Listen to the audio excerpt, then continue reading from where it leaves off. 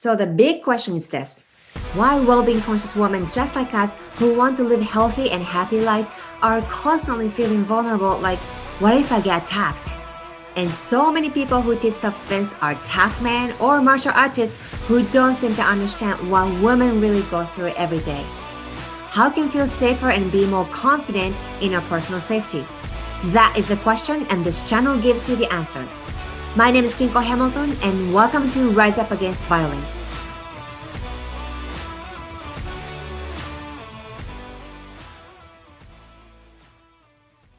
Hi guys, today I have a pleasure of having Tiffany Richards from Peaceful Warrior Martial Arts and Healing Center. I met Tiffany through the Women's Self-Defense Summit 2020, and oh my gosh, you guys going to get so much great information today. She is a martial artist over 24 years, but as you know, she's going to tell you all about the difference between martial arts and self-defense and beyond. So welcome, Tiffany. Thank you for having me, Kinko. Absolutely. I'm so excited you're here. So I just quickly introduce you to everybody that you have been practicing martial arts for 24 years. Yes. Tell me why. Tell me why you've been practicing so long, and how is it, helping you with self-defense? Yeah. Okay. So, unlike most people who start when they're kids, I actually started as an adult. I grew up in a really small town in northern Arizona, and I was in love with Bruce Lee films. I liked the WWE wrestling. I was totally a weird kid. And I would watch the WWE wrestling and I'd take pillows and like throw them down and body slam them and stuff like that. And of course, my mother's like, "Oh my gosh, she's crazy." Uh-huh. But there were no martial arts programs when I was a kid. There was nothing. So I did all the typical school stuff. Mhm. Um, and it wasn't until I graduated high school and then I moved down to Phoenix, so a much bigger city. I moved down to Phoenix, and the very first thing that I did was I found a job and I found a karate school.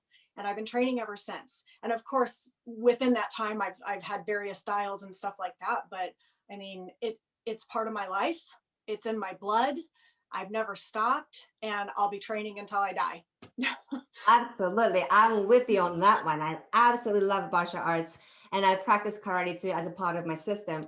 But how is it the martial arts, martial arts is marketed or said to be a self-defense? What do you say to that, Tiffany? That it's about it being marketed for self-defense. Well, if we're talking about specifically women's self-defense, then there's a lot of differences, I think, because unless you're training, just like anything, unless you're doing it on a consistent, regular basis and you're training all of your muscle memory and those motor movements and all of that, if you're just coming in to take a seminar, then you're not going to be learning the same techniques in that you would be maybe in your karate classes that you would be doing women's self-defense. So for instance, we're going to be working on gross motor movements. We're not going to teach women how to punch, right? I mean, I hope that a lot of people, if they were to go into a regular self-defense class, like a women's self-defense class, they're probably not going to learn how to punch, because we know as martial artists that requires a lot of skill. You could break your own hand, you could bend your wrist, there's all sorts of things that could happen. So when we're talking about women's self-defense, we're talking about really gross motor movements, big movements, palm heel strikes, elbows, things like that, to just create what I say, create a distraction and get away. I'm not there to duke it out with somebody like what you would be doing kind of in a regular karate class or sparring or kobudo or anything that goes along with the martial arts practice.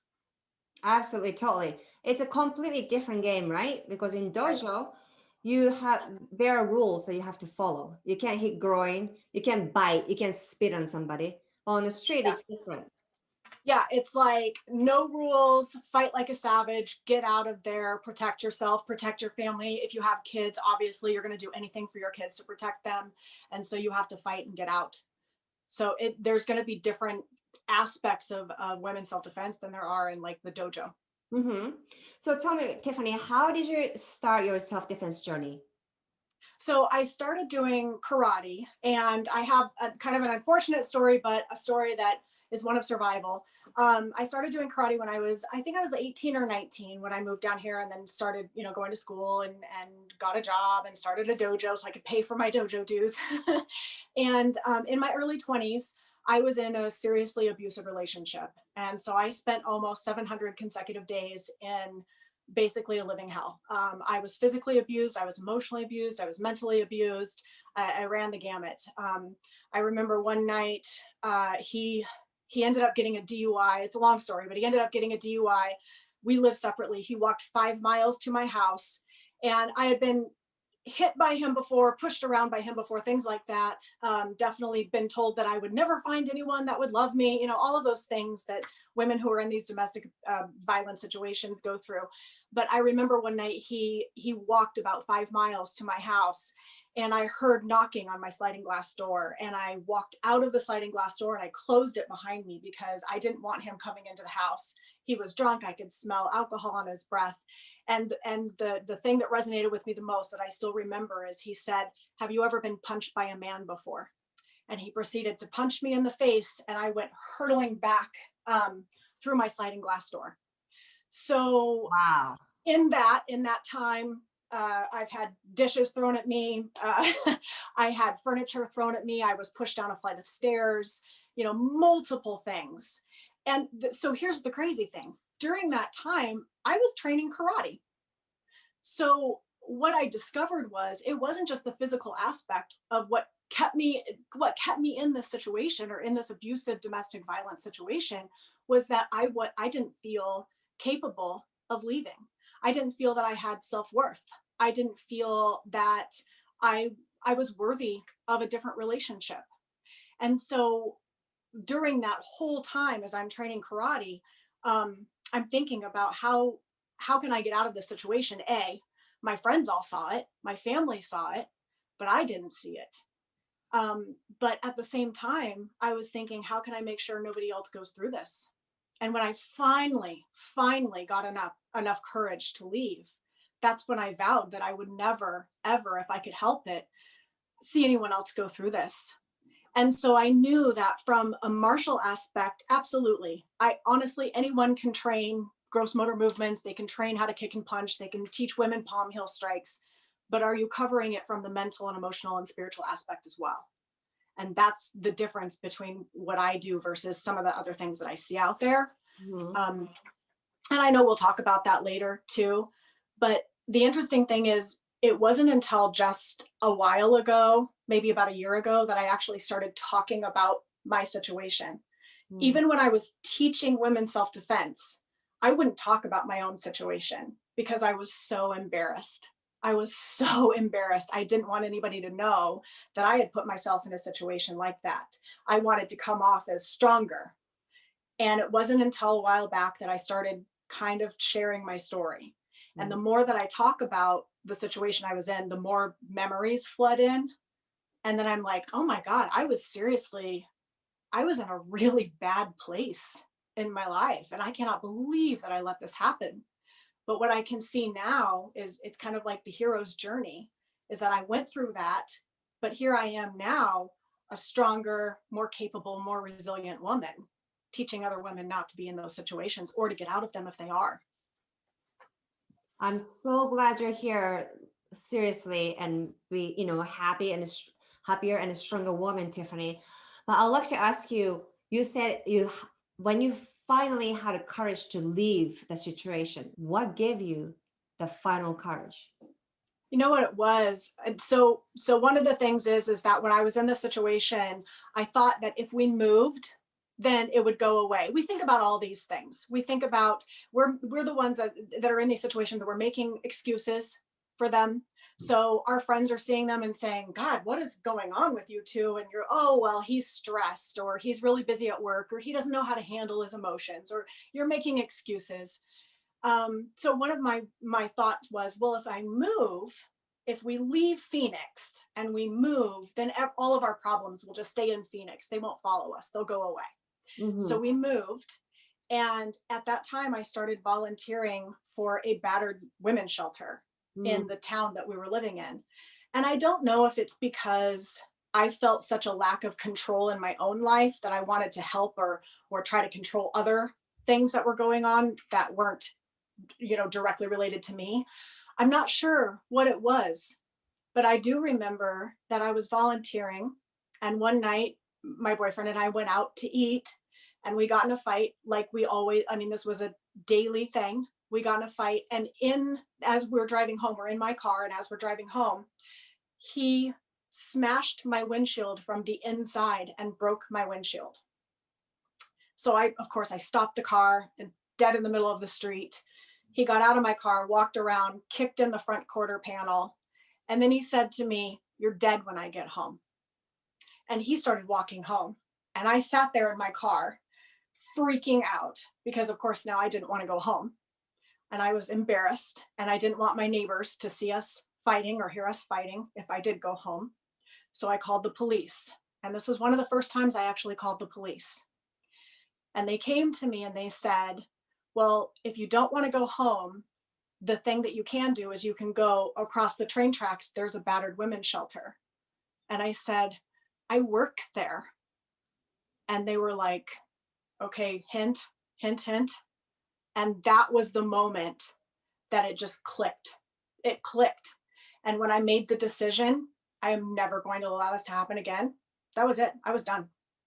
And we went to court. He owed obviously money for the car and stuff like that. But I've never talked to him again, never seen him again, never looked backwards.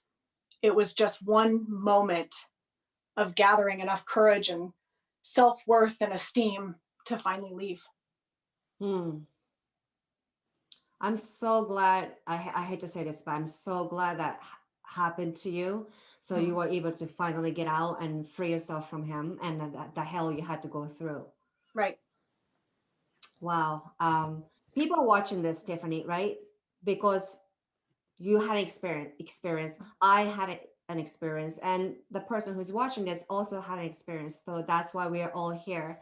And that's why I wanted to create this channel, because so many self-defense channels or shows about guns or Right. men talking about women's self-defense, using men as their training partner or dummy, or even using women, kind of similar size of women. And, they just don't seem to understand what women really have to go through every day. Yeah. Yeah, absolutely. And real quick, I just want to say that, with the whole COVID thing and the lockdowns and everything, we're seeing statistically that domestic violence is increasing because of COVID. And in fact, the UN is calling domestic violence, they're calling it the shadow pandemic, because it's kind of like the pandemic that's hidden behind what's being presented, is that these women are in these situations now where now they're locked down with their partners who are abusing them. Yeah. So Tiffany, you had an event happen in the car incident. Then they give you courage to just get out, right? Drop everything and get out. What? So you just said that shadow pandemic. What can those women do right now?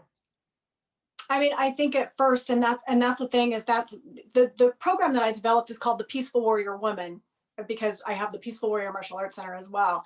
And I think one of the things, and that's what we were talking about, what kind of makes it different, is just not the physical components, but you have to have the mental fortitude and the desire, and you have to be willing to give yourself permission to get out of that situation. A lot of women stay in these situations because they are scared. They're scared. They don't know what's on the other side. They don't think that they can take care of themselves, maybe financially, or I'm one of the lucky ones, to be honest with you, because I was in my 20s. We didn't have kids. We weren't married. Think about these women who have been in these situations for 20, 30, 40 years. They've got kids. They're married. They're financially strapped. They're tied down. A lot of these women don't have jobs because the husband or the partner likes to keep control of them. So these women feel that there's nowhere to go. They can't go anywhere. In my case, I was so embarrassed. I didn't want my family to know that I was being beat up behind closed doors. Why would you want your mom and dad to know that? Yeah. And so, yeah, you don't have anywhere to go. You don't think you have anywhere to go for help. And so you end up staying in these situations. So before the physical component, you have to give yourself permission to leave. And that has to come from within. Absolutely. So that has to come from within. What's going to be the first step? I mean, for me, it was a click. It was just, I decided. You know what I tell people a lot is I say act as if. Have you ever heard of that? Act as if? Absolutely. I'm doing it right now, actually. That's Yeah. actually, no, 2021. I started, you know what? There's part of my life that I wanted to change, right? Uh-huh.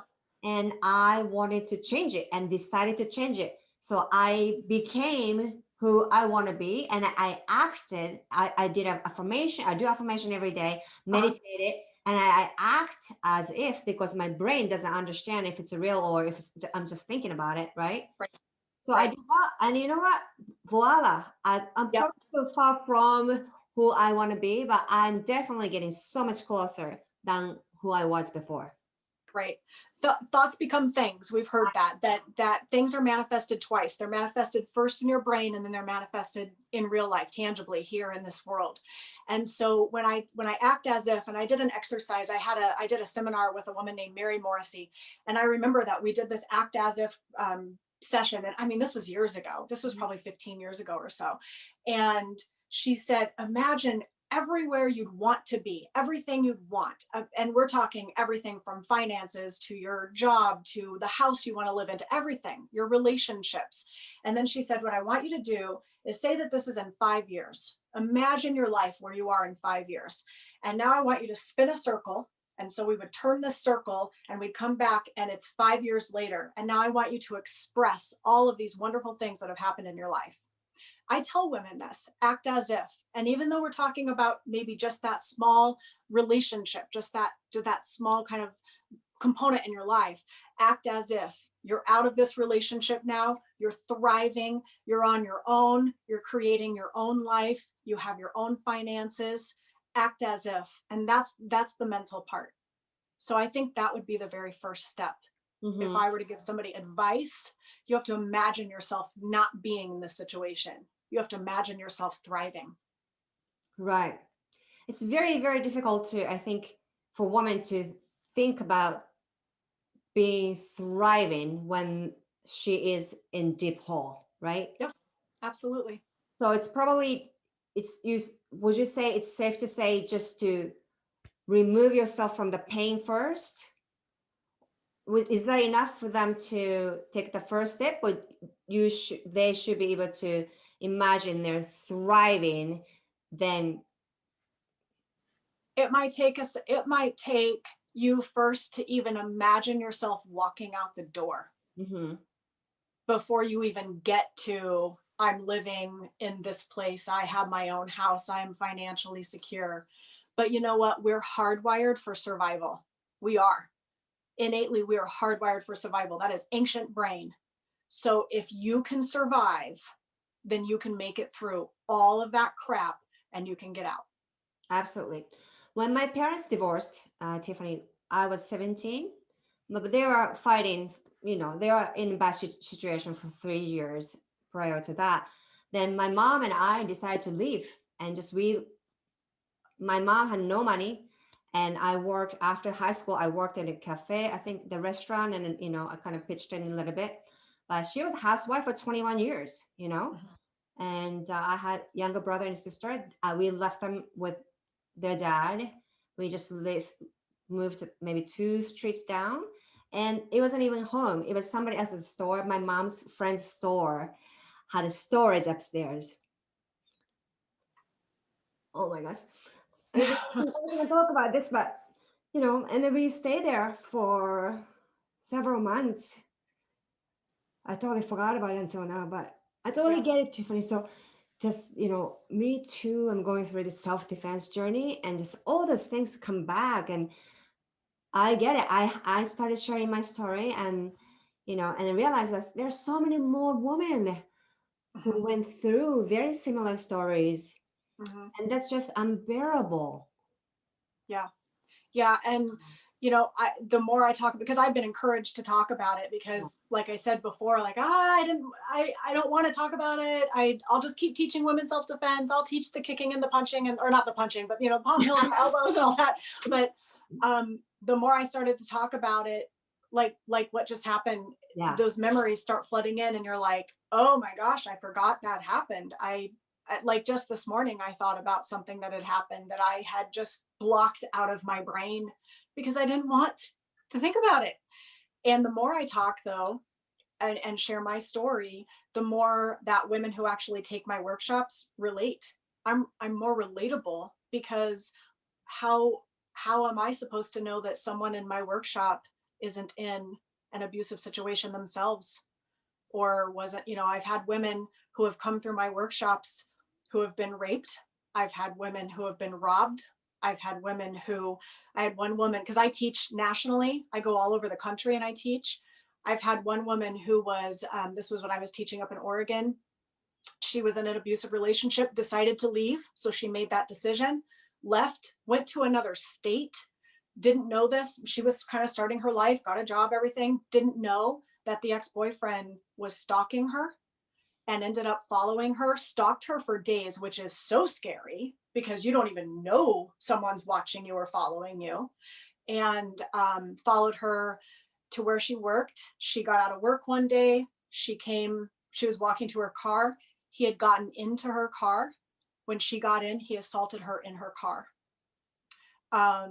She told me when she took the workshop that, of course, when she called the police, the very first thing that they said was, you need to take a women's self-defense course, which I think is, I get that that's their training and they automatically say that. But think about, you just have been assaulted. And the very first thing you're thinking is, oh, yeah, I should go learn how to protect myself. Well, wouldn't that have been valuable information before that happened? Like, it's so insensitive. And people just don't understand that. Well, if you learn how to beat them up, then you'll be fine.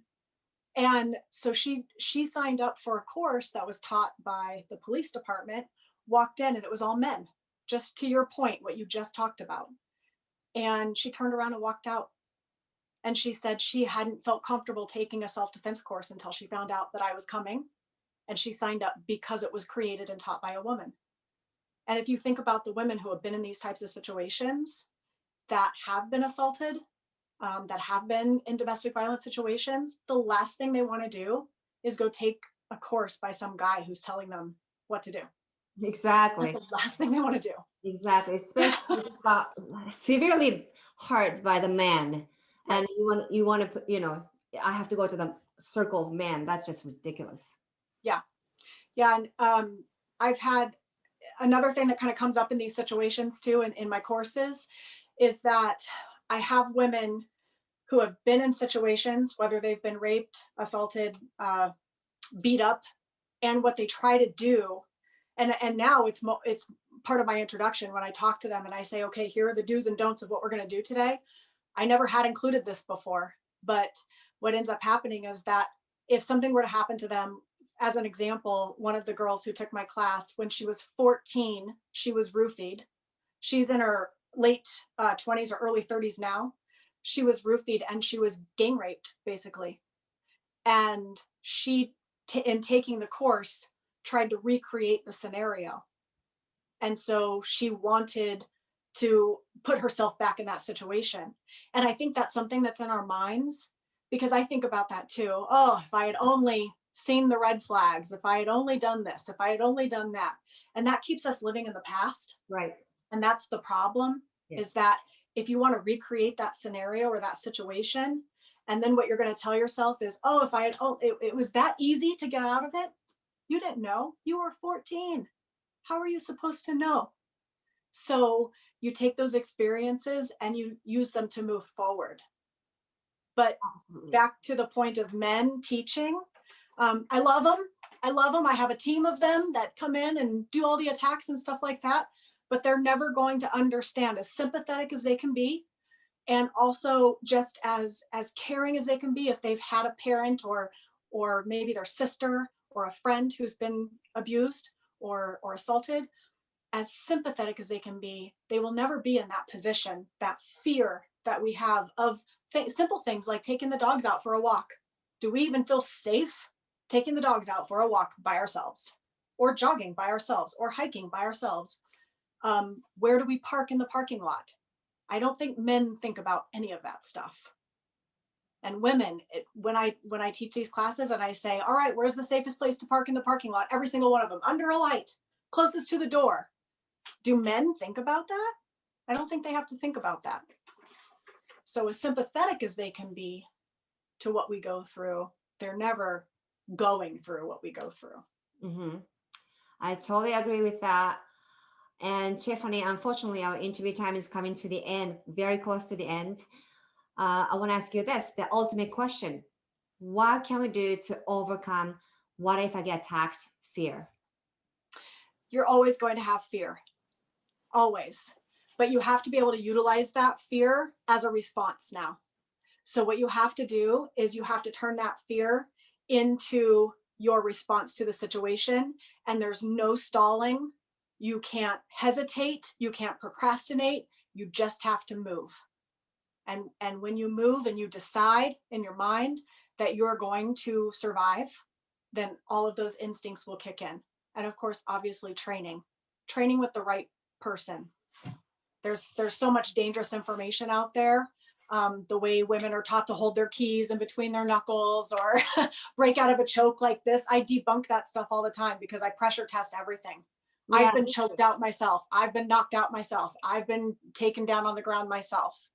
So, you know, as great as some of these people with their social media and their marketing and all of that stuff, if they're a life coach, or I'm sorry, and I don't want to be disrespectful to a group of people, but honestly, like the 1.5 year Taekwondo black belt that they're posing in their cute little stiletto shoes, I think that some of that stuff is really dangerous.